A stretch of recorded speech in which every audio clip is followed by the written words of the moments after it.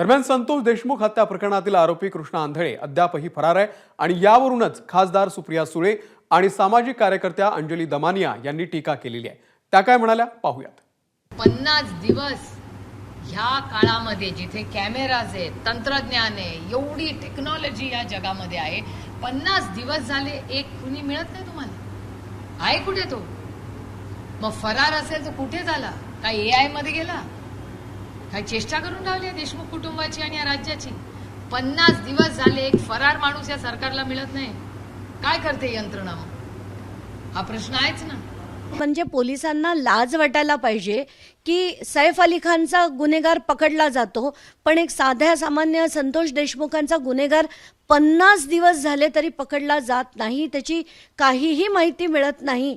काय म्हणायचं याला आपण? एबीपी माझा, उघडा डोळे बघा नीट।